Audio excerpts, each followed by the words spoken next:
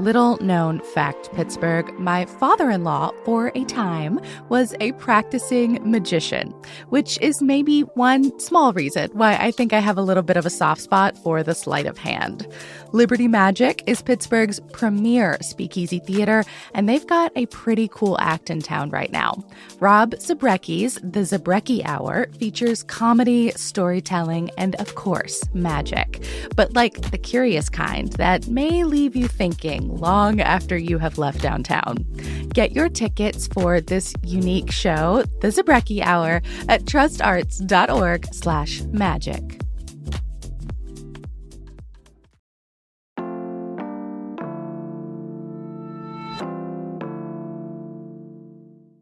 I'm David Plotz, the CEO of CityCast. Many of you don't know this, but the show you're listening to right now is part of a larger network of daily local podcasts that we make here at CityCast.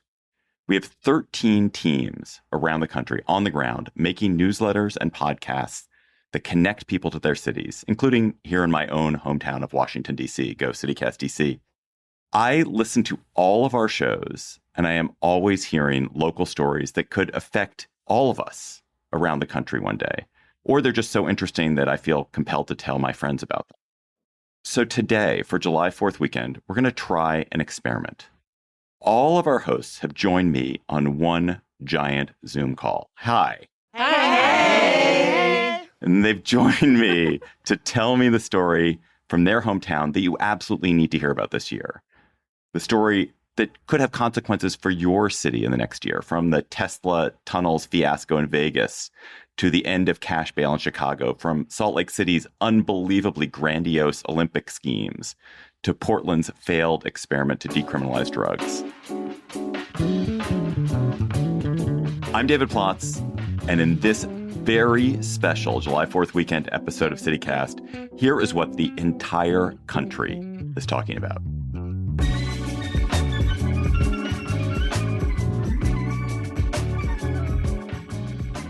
So let's head out on our whirlwind tour of the United States of America. And we're going to start in Chicago with our CityCast Chicago host, Jacoby Cochran. Hi, Jacoby. What is happening in Chicago today that the rest of us need to hear about? What's up, David, and all of the other hosts across the CityCast network? I'm excited to talk to y'all today about Chicago and Illinois' end of cash bail. While Chicago and Illinois' criminal legal system has been an easy target for anti-Black misinformation, no measure has been as fiercely discredited in recent years as our state's Safety Act, signed into law over 3 years ago on the strength, might I add, of support from Chicago area organizers and representatives. It called for a broad set of reforms, among them the first state in the country to eliminate cash bail. A quick cash bail 101 for folks. Under the cash bail system, judges set a dollar amount a person would have to pay to avoid being jailed for weeks, months, or even years while waiting for trial. This system drives up the number of Black, brown, and low-income folks who are incarcerated pre-trial. And it's critical to note, people who are jailed before trial for even a few days or weeks because they cannot afford to pay bail risk losing their jobs, their housing, having their families destabilized, and are much more likely to either be convicted or pressured into plea deals. This is something I personally saw the brunt of while teaching storytelling inside of Cook County Jail, Illinois' largest county jail, which is located on the Lower West Side of our city. Court challenges slowed the Safety Act's implementation for 2 years. Now, after 9 months since enacted, we are observing shrinking jail populations in counties across the state. No radical increase in post-release crimes, as the misinformation would have you believe, and more detailed ruling from judges in detainment decisions. While it's still early to draw sweeping conclusions, proponents are pushing for more investment to help individuals navigate the pretrial criminal legal system. And this model, while being lampooned in cities across America and probably in many of y'all cities, I believe in time we will see more cities and states adopt the measure as we continue to reimagine our public safety strategy, both locally and nationally. So, Jacoby, quick question about that. So in a lot of places where cash bail or the end of cash bail is considered, it becomes part of the we're weakening public safety conversation. And people are like, oh, you get rid of cash bail and they're all dangerous people on the streets. And this is all part of the Democrats' plan to make cities unsafe. How does that play out in Chicago? Is there a political implication in Chicago, I guess? I mean, it was a major political battle throughout the years-long battle to get this considered at the legislative level, and then the push to actually get it signed by the governor. And then again, implementation was slow for 2 years because of challenges in the court system in more conservative counties in which that rhetoric and that narrative has carried throughout. But I would argue that our public safety strategy as constituted is not necessarily serving us up this world we believe the end of cash bail will bring forth.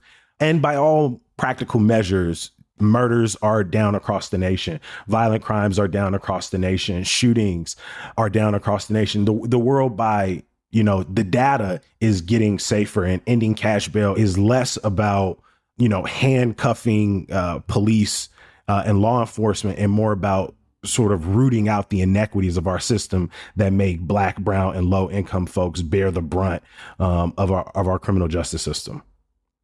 So I like the idea of cities and states being labs for public policy experimentation. And we have some really great, interesting examples of that in some of our other CityCast cities.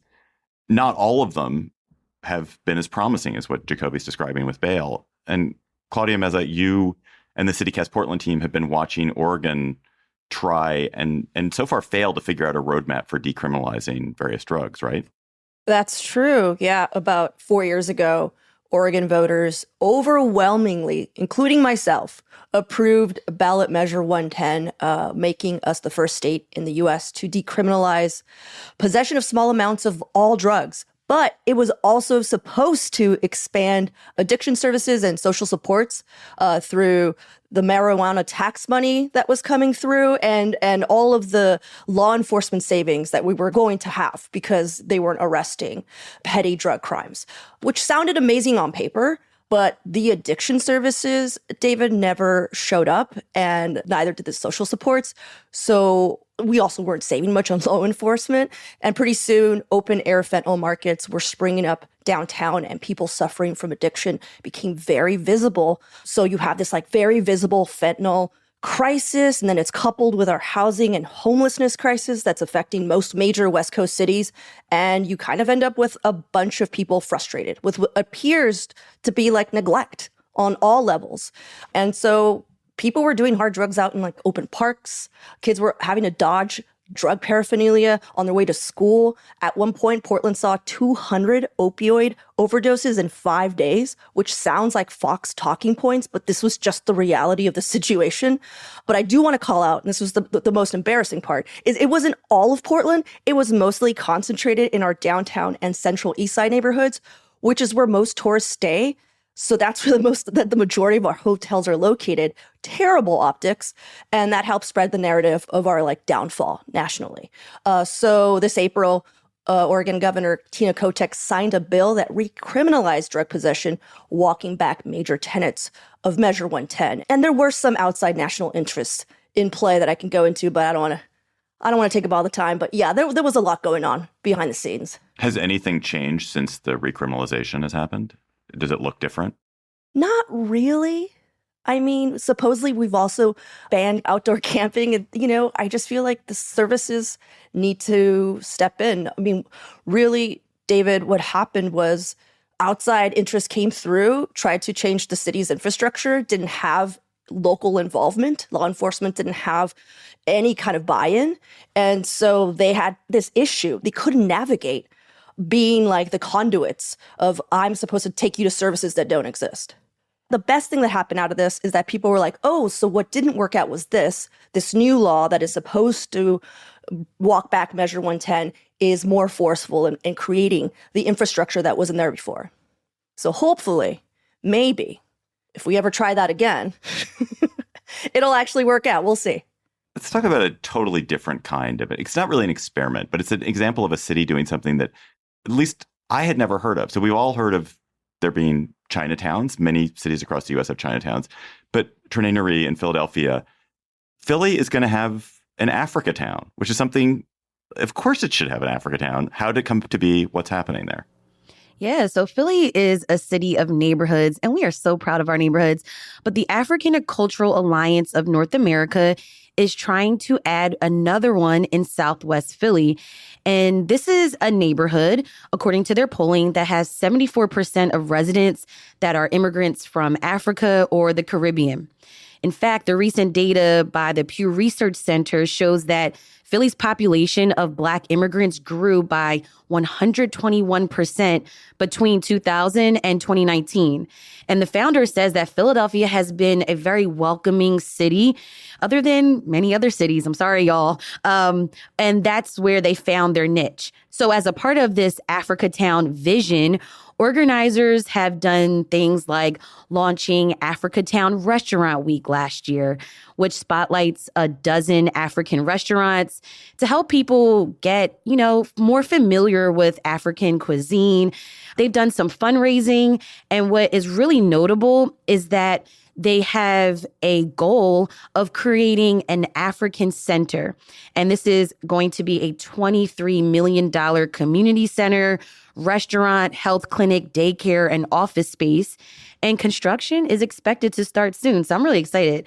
I really loved watching this project unfold. And I would love to see more cities, especially those with big immigrant populations like ours, look for opportunities to celebrate more cultures in permanent ways like this and develop Africatowns of their own. Do you and your neighbors, do you hear people talking about Africatown? Has it become a term that people use yet? Because that's when you know it's made it. Right. I think we need more awareness, and I think we'll get there, similar to Center City, Brewery Town, Fish Town. We'll get there. But yeah, I'm looking forward to this. Let's go across the state to another experiment that has gone kind of in a weird direction. What has happened to the self-driving cars of Pittsburgh, Pennsylvania, Megan Harris? Yeah, I just think the way this is shaken out is not at all what our city and county leaders expected it to do. So just a few years ago, we had tech companies flooding into town, and Pittsburgh has this reputation as nurturing a lot of our tech community anyway. We like to think of ourselves as sort of a Midwestern Appalachian Silicon Valley, but we had as many, I think, as 6 companies with permits to test in our city. 3 or 4 of those were rolling around the exact same neighborhood all at the same time. They even got state law changed to be able to test these cars in different places with different levels of accessibility. So literally no one in the car, it's driving itself. And there was this message that abounded that if self-driving could prove itself in Pittsburgh, that it could do it anywhere.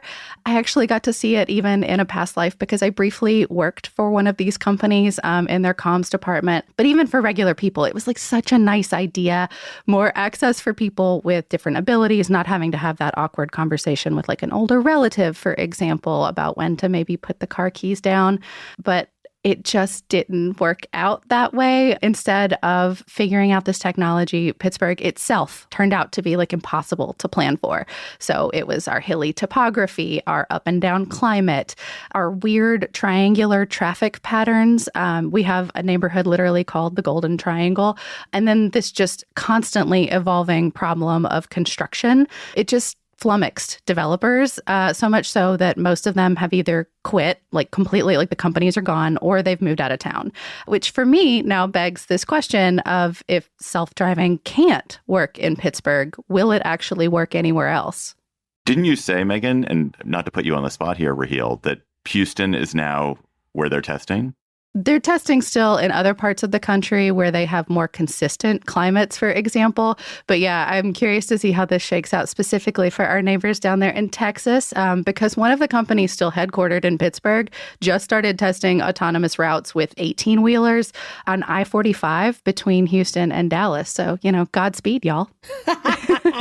Yeah, that's going to be our problem now down in Texas. And they are actually resuming self-driving cars here in Houston, but there's going to be a driver there for the first few weeks, and then we'll see if it can resume to just the robots. Yeah, they tried it in Austin and it did not go well at all. There was like at one point during the city, there was something, I think it was like 40 car pile up where they all were in the same place at the same time.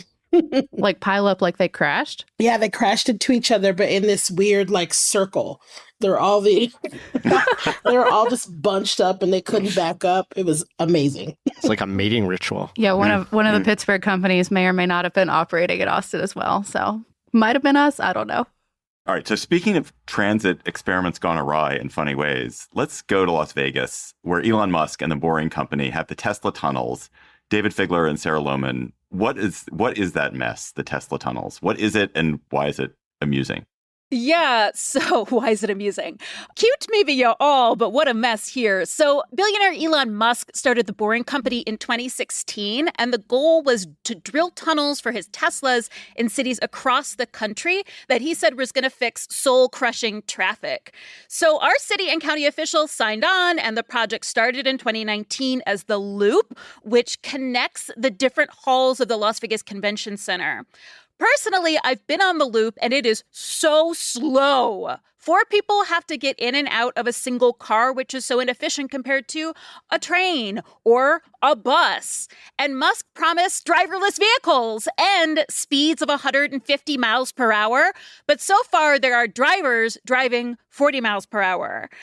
And the Boring Company does seem to value speed over safety, especially during construction. And now OSHA has cited them for violations. David, do you want to talk about the toxic sludge? No, Sarah, I don't want to talk about the toxic sludge. But then again, neither do most of our local public safety officials in Las Vegas. So it's a mix of chemicals, dirt, and groundwater coming up, basically mining byproduct. And when sludge hits skin, according to OSHA, there are significant burns. So eyebrows got raised when Boring started dumping some kind of wet dirt next to a busy outdoor shopping complex without proper permits. A lot of questions remain. Why is it being put there? Where else is it? Is it dangerous? Same goes for wastewater that they're getting into the storm drains. So all of this is to say, if this is a test case for other cities, which it does seem to be, officials from all towns are coming here to look and see how it works, we should have concerns about how little info is coming out, the insufficient environmental impact studies, also the weirdness of officials being way more cheerleader than watchdog.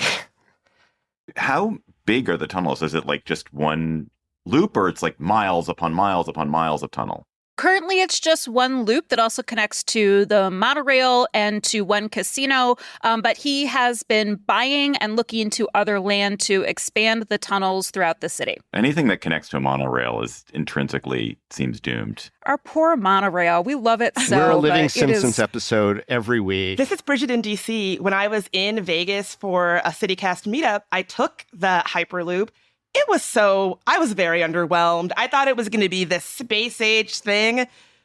Quite the opposite. Yeah. I'm totally indifferent to it. You know, I mean, we had an expert on our CityCast Las Vegas podcast. He called it a white elephant, a useless gift. The tunnels, they aren't big enough to be repurposed for actual rail lines or anything else. Honestly, at this point, it's a novelty. It's underground single-file taxi service with manned Teslas that still only go a few miles after years of work. It's just it's weird how people are talking about it. It drives me crazy. It's space age like Space Mountain was in the 1980s. And our politicians keep saying that they support this because it's public transportation for our city that's basically free. We don't have to pay for it, even though there's about $52 million of public funds that were already kicked in by our local convention authority. And it's not public transportation. It's highly privatized. I can't see Musk offering discounted rates for students and seniors. So you just heard from Bridget Todd, who's the host here in Washington, one of our co-hosts in Washington. And Bridget and I, because we both live in D.C., were affected by this next thing that she's going to talk about every day, which is D.C. a couple of years ago voted to abolish the tipped minimum wage, which now requires restaurants eventually to pay a full minimum wage to all employees. And it is mayhem. It is so confusing to eat out at a restaurant these days, right, Bridget? It is so confusing. So folks in D.C. overwhelmingly voted to gradually phase out the tip minimum wage for restaurant staff by 2027. And David, can you guess who has not been real happy about this turn of events? I mean, every diners, people who work at restaurants, people who own restaurants, people who have been to a restaurant. It's not even restaurants. Like sometimes you'll go to a non-restaurant and it'll happen. It's so confusing. It is so confusing. So now, you go out for a nice meal, you're feeling good, you're full, you're having a good time. You get the bill, you open it, and you're like, what is this surprise service charge that I don't know anything about? I don't know what it is. So Now, all of these surprising and sometimes completely inscrutable fees have started showing up when you get your bill. I've seen them called service charges. I've even seen them called like wellness charges or fair wage fees, which is my least favorite. There could be anywhere from an 8 to 20% charge on the top of your bill that sometimes the restaurant will say is decidedly not the tip. So are you meant to tip on top of that service charge? If the service charge is not a tip, what exactly is it? Like, where exactly does it go? It's confusing. It's crazy making, not to mention awkward, right? So like, what's a diner to do?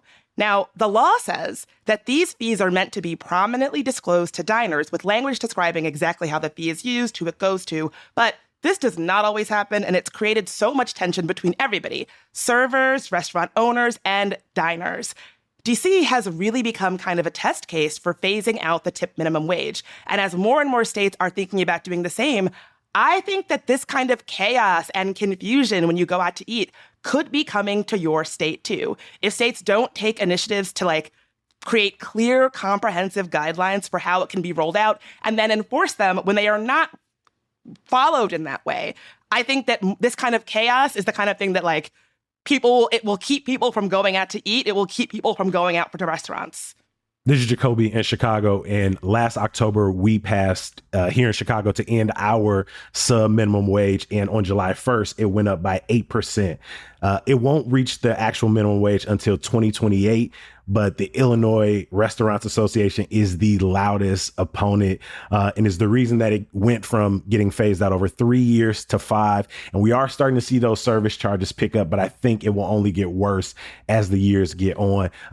But the restaurant industry is the largest employer for Chicagoans aged 16 to 24. So it's a big deal in our city as well. In a way, this phase-in, I feel like, Bridget, is the problem itself, which is that had they just jumped it, it would have been very awful and terrible for restaurants if they had just jumped it at one moment. But because they're phasing it in over several years, people are just so unsure about what's going on. And it's not even clear what the workers are getting or what they're not getting. And if it had just gone from one state to the other state, it would have been a terrible month or two. But then everyone would have been like, okay, this is the new normal. But it's this in-betweenness is awful. Yeah, I mean, I'm no expert, but I completely agree. And I think the awkwardness and tension, if you've gone out to dinner in DC recently, you have felt it, where you have to call the server over and you're like, what is this charge? Is it your tip? It's awkward for you. It's awkward for the server. And it's like this oscillation between feeling guilt, like not wanting to look like a pinch penny who's not going to tip, but also not wanting to feel like you're getting taken for a ride by a restaurant.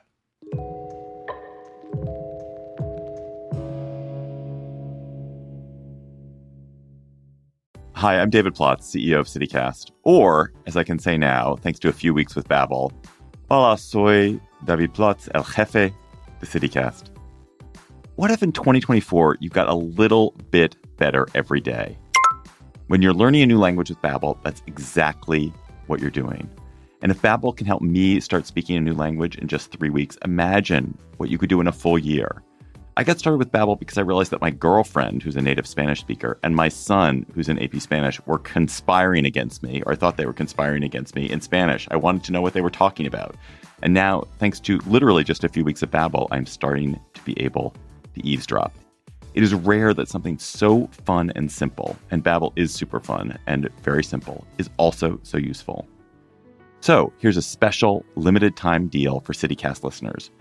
Right now, get up to 60% off your Babbel subscription, but only for CityCast listeners at babbel.com/CityCast. Get up to 60% off at babbel.com/CityCast. Spelled BABBEL.com/CityCast. Rules and restrictions may apply. So another theme we have seen at CityCast recently is cities making big bets on their marquee industries, on some signature industry. Sometimes that's working, sometimes maybe it's not. And I want to start with Ali Vallarta in Salt Lake, where sports and outdoor living are central to the city's identity. And Ali, if I am reading this right, you guys are proposing to be the permanent host now of the Winter Olympics. Is that right? Kind of, David. So Salt Lake is almost certainly hosting the 2034 Winter Olympics. The announcement is going to be made this July during the Summer Olympics in Paris. Full disclosure, my opinion is that this is not good for our city, but I lost. All you other cities might be surprised to hear that, because I do think, like, nationally and even globally, the Olympics, we all agree they're fun to watch, but very few cities want them in their backyard. The thing about Salt Lake is that 2002 still echoes in our imagination. The games were profitable, which is kind of unheard of. It also gave rise to Mitt Romney as a national figure. You're welcome. And the big case for 2034 is that we already have the infrastructure. Now, the problem is that the IOC says that because of climate change, there are very few cities that will be cold enough to host the Winter Olympics down the line. So they're looking, as their climate plan, to establish a rotation of cities that could host the Winter Olympics like every 20 to 30 years. And Salt Lake is on that short list, and they love it. So what this could mean is who loves it? The people of Salt Lake City that aren't me and maybe 10 listeners who email me weekly in agreement. But what it would mean for the nation is that the U.S. could have the Olympic Games every 20 to 30 years. I don't live in Salt Lake, but that honestly sounds awesome to me. Why are you such a Grinch about it? Okay, I'm an Olympic Grinch because if we remember, for example, in Beijing, just because it's cold doesn't mean that you're getting snow. So they used 50 million gallons of water to blow snow to host the Olympics. Now, anyone listening who's never even been to Salt Lake City is probably aware of the shrinking Great Salt Lake, which is our great existential climate threat here. It's kind of hilarious, given that we're most famous for not having any water, that we'd be tapped as one of 12 cities that's going to have potentially a lot of snow in 60 years. I'm not really buying it. I will say it might lead to better air quality for us because the IOC seems to be bringing a little more rigor in terms of air quality than the state of Utah itself. And it will force our state to invest in some infrastructure in Salt Lake City, which could be good for us as well. So another city that's making a big bet on the future is Madison. Bianca Martin at CityCast Madison, what is the big gamble that your marquee university, your wonderful University of Wisconsin, is making? Yes. So we've all been talking about, beautiful things and also lots of frustrations that we encounter every day in our daily lives. Our city has our flagship university for the state, UW-Madison, and we have a new provost, so a new second in command, Charles Isbell, who wants Madison. Love that guy. Great guy. He is awesome. We had him on the show. I highly recommend anyone listening, if you're interested, definitely go check out that conversation. He's a big thinker. He's been working on AI since, the 90s, and he thinks that UW-Madison could be the epicenter of the AI revolution. And I am with him. AI is supposed to make our lives better, but we know there's a lot of biases. It follows human interactions, and we run around with a lot of stereotypes and problematic behaviors, and that gets replicated in our AI. So he wants us to be, him and the entire university, the chancellor, wants UW-Madison to be the epicenter of studying the human dimensions of AI and how we can keep AI human-centered. And I think we can do it. So you might not know, but UW-Madison is one of the top 10 research universities in the country, and that's because we spend like $1.5 billion in research. And I don't know, our contributions are kind of crazy. We have to brag about ourselves because I know you coasties, you're like, okay, UW-Madison, you're cute. We've got Caltech, we've got Stanford, we've got MIT. Why you guys? But our contributions to our society and making things easier and also more efficient are pretty insane. We go hard on research. So we've changed national public policy on so many things, medicine, the way we do weather computing.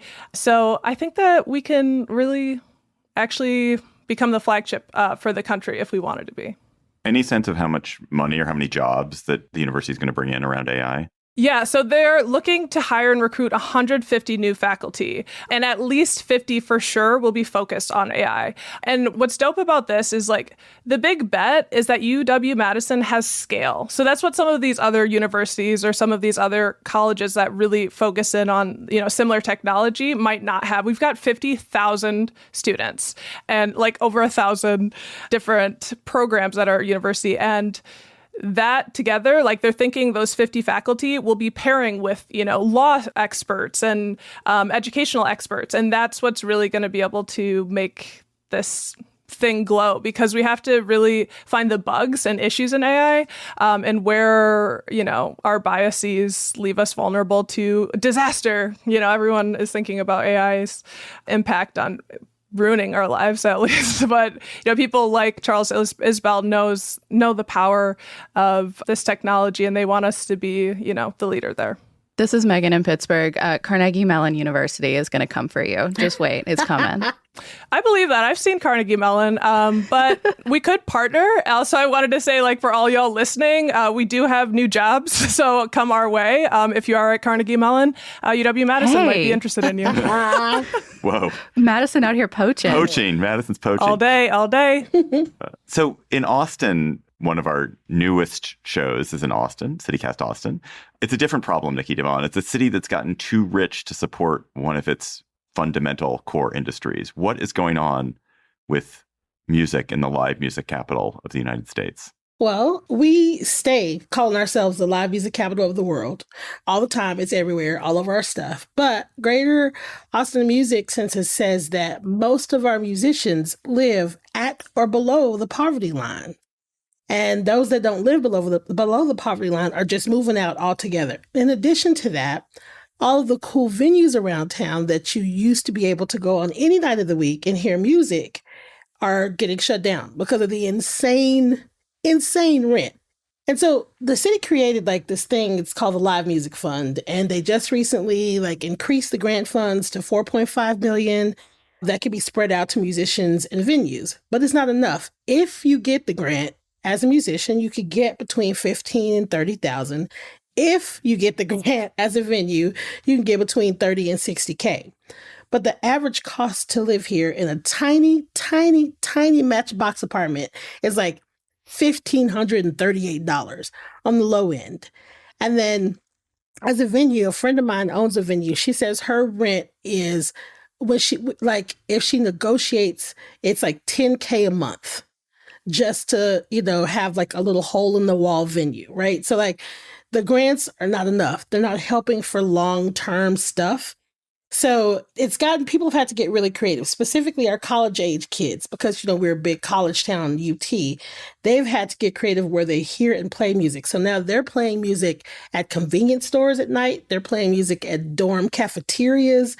They also are playing music in drainage ditches under MOPAC, which I have to say is severely cool. It's very, very cool. I appreciate the youth and the fervor. It's very, very cool. I'm a little too old for it, but I'm into it. So it's the question is how much longer can we keep calling ourselves the live music capital of the world when we can't keep our musicians in town and we can't keep our venues open? And, music is a part of the fabric. It's a part of our identity. And it would make sense that we would come up with some sort of long-term solution. But, we haven't done that yet. We haven't done it. Grace Fuse in Nashville, I hear you bristling at the idea that Austin could consider itself the live music capital of the world. Listen, the title is up for grabs because we are struggling. We're not making good on it. We're not making good on it. Come get it. Come get it. In fact, we already have it. And actually, I've never heard of you being the music capital, which probably means this is a one-sided rivalry. There's always one side that thinks that they're rivals and the other one doesn't even notice. We don't even notice you. We're going to always be Austinville. Yeah, That's what it is. That's what it is. It's always going to be us two going back and forth. Oh, here comes Vegas. Here comes Vegas. In Las Vegas. Whatever.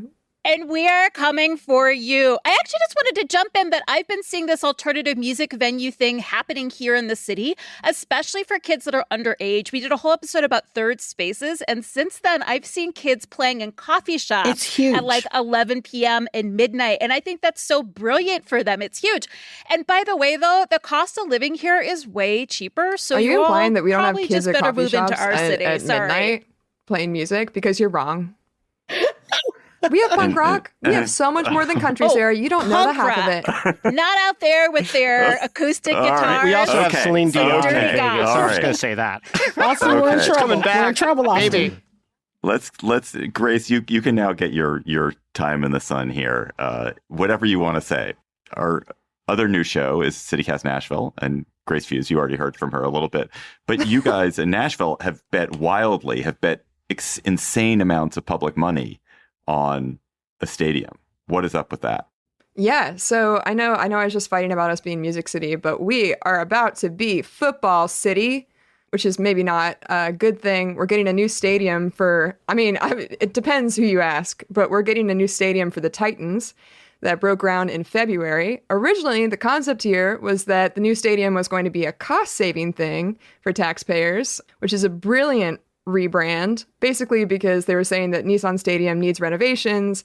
And originally, they said that those renovations were going to cost $500 to $600 million for taxpayers. Conveniently, the Titans got their own consultant who said it was actually going to be $1.7 billion for the renovations, which means it's so much cheaper to get a new stadium entirely, which is going to be paid for by a neighborhood that doesn't exist yet, which we will also be paying for in the East Bake development. Yes, the concept is this to be cheaper to taxpayers. The concept is that this will bring new revenue, supposedly like $800 million in revenue. It's going to be a dome stadium, so we're going to be like a candidate for the Super Bowl in theory, even though this is, I think, 10,000 fewer seats than the current Nissan Stadium in this new domed one. But again, in theory, we're going to have these like winter stadium tours because we know that everybody likes to schedule their stadium tours in the winter. There was a lot of pushback from Nashvillians, but the coverage has been so inconsistent. The numbers are inconsistent everywhere. It's very confusing. And obviously, there's this threat that the Titans will leave, which kind of overrides for some people the idea of all these taxes. Again, conveniently, the Titans' current lease runs out in 2029. So there's this push. In fact, the Titans already left Houston. They were originally the Houston Oilers. So Bud Adams, his daughter is now the owner of the Titans. He left Houston for the similar threat of we want a new stadium, and they didn't get it. Now he's trying the same thing here, and it is working. So a lot of other cities are trying to make new stadiums for NBA teams, NFL teams, MLB teams, something to look out for so you don't get taken advantage of. Do you feel, Grace, that you are in the minority in being skeptical of this, and most people are just like, bring it. We want the Titans. We love having them here. No. Actually, Vanderbilt did a study that said that 56% of people think we're going in the wrong direction with this. So no, I think there's at least a slight majority, although again, I think people either lose track of it or care more about the Titans being here than they care about these taxes that you don't even notice are going up because it's concealed and all this other stuff. This is the billionaire stadium playbook. Ask for a stadium, threaten to leave, get the money, and then do nothing with it but building an eyesore that doesn't lead to more wins. Right now, Chicago is considering a $4.2 billion plan for the Bears to get a new stadium on the lakefront, which conveniently comes after they threaten to move to Arlington Heights. And now the White Sox are doing the same thing, saying, hey, we will leave and maybe go to Nashville if y'all don't give us exactly what we want, which is more money and more land. And you know what you're going to get? The worst start in White Sox history out the gate. That's the money we got. The Bears are at least saying we'll give you, maybe half of the money. The White Sox said, we ain't got nothing for you. Bridget in D.C. here. Ask Ted Leonsis how that worked out here in D.C. Aren't they going to Virginia? No, we kept him. We got him to stay. And now he's on good. The threats. And now he's work. on an apology tour, being like, D.C., I love you. Let's get back together.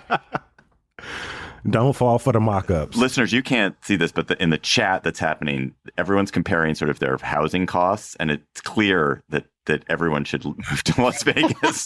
The lesson seems to be that everyone should move to Las Vegas because the housing seems to be.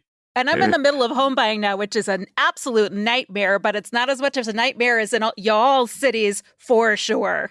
So we're rounding the horn to the final stops in our CityCast national tour, and I want to talk about some cities where national and local political issues are kind of cross-contaminating each other. We live in this very partisan, very divided nation, and in some of our cities, local issues are becoming infected by national divisions, and in other cities, national divisions are trickling into cities and fomenting local conflicts that hadn't existed before. So I want to start in Houston. Raheel Ramzanali, how is Texas's very red state government preventing your very blue city of Houston from carrying out its own policies?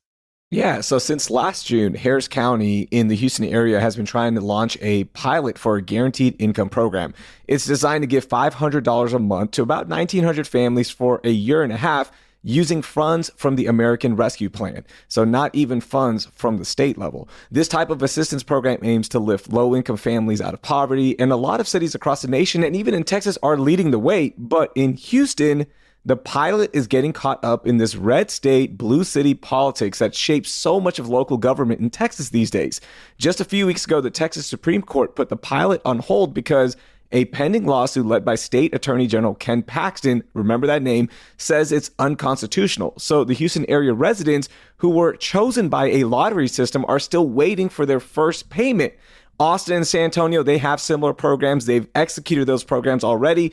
But in Houston, it's being held hostage because the red state government won't let a blue city experiment with a social impact program using funds from the American Rescue Plan. Now, why does this matter to everyone listening? Well, some people think it could set a precedent to target other guaranteed income programs throughout the country, especially if former President Trump were to win the presidency in November, because he's already floated the idea of Ken Paxton as a candidate for U.S. Attorney General.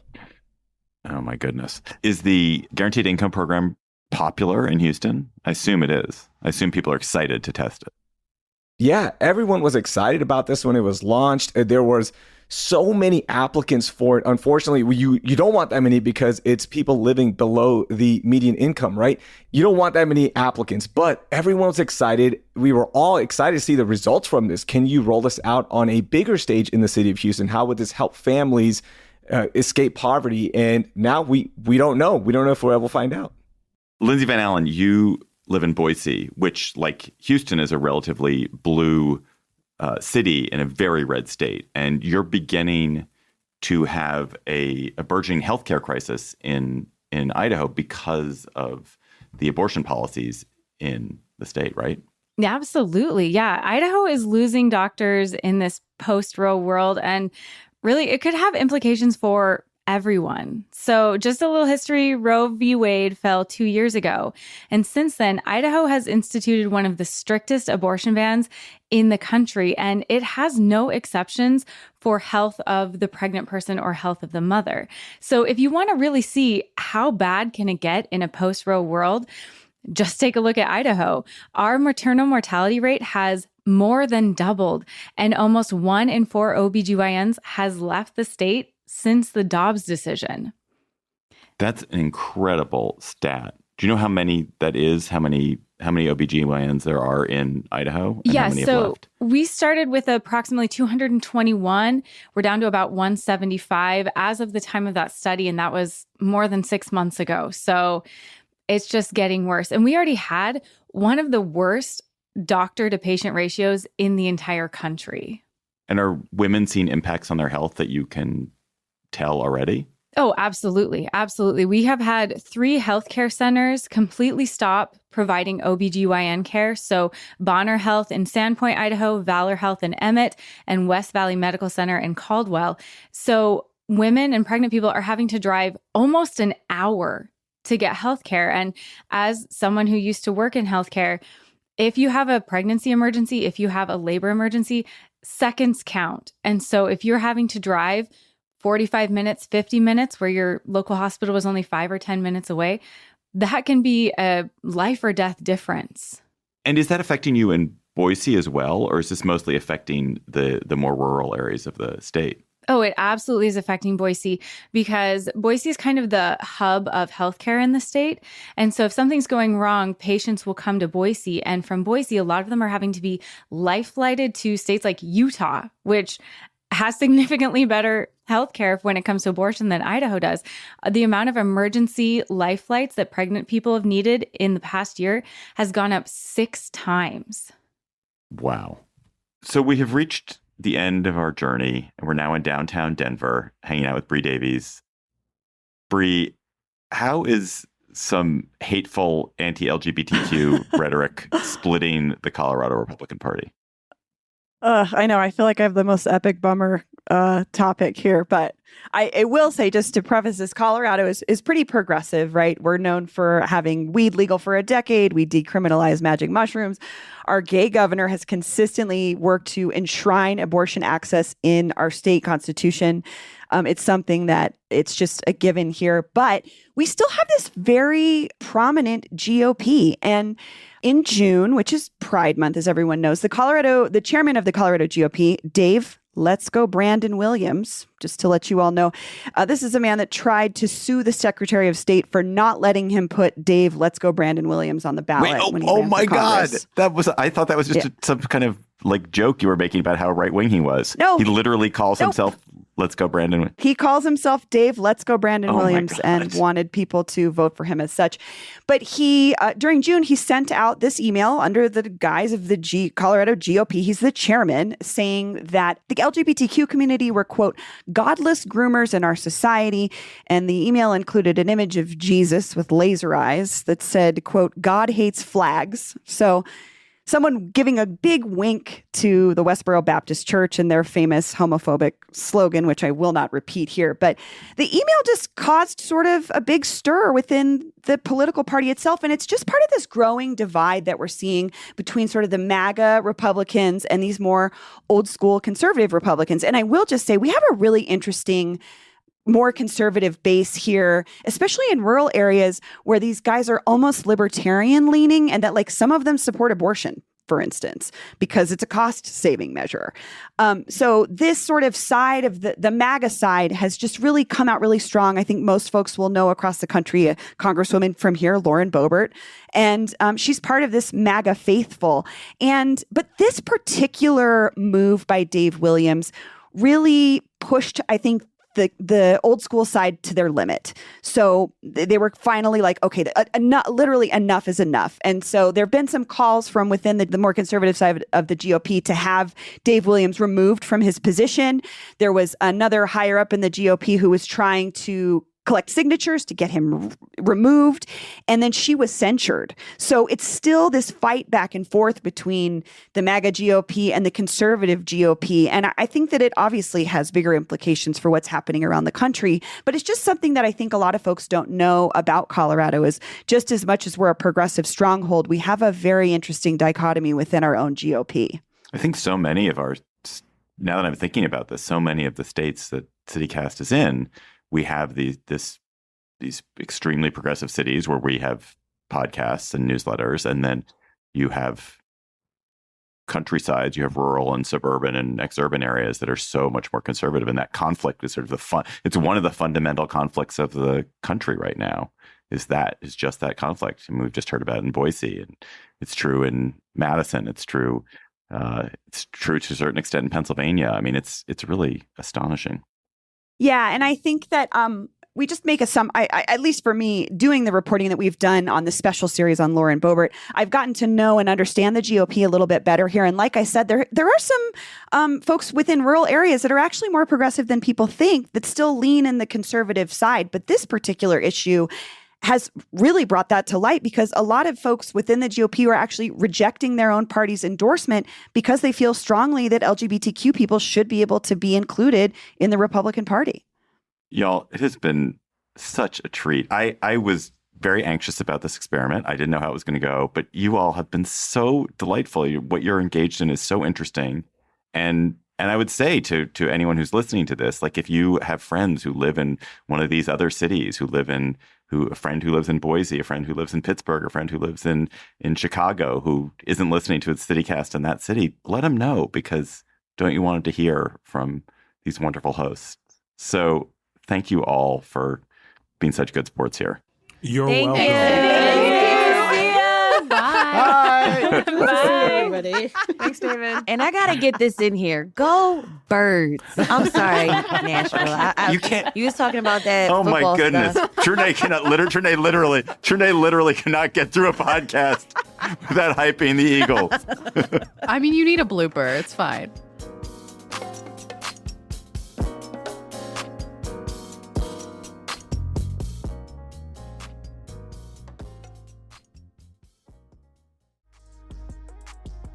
Thank you all for joining us on CityCast USA and hearing about some local issues that may be what your city is talking about in a few months or a few years. We'll be back on Monday with a regular episode of your CityCast.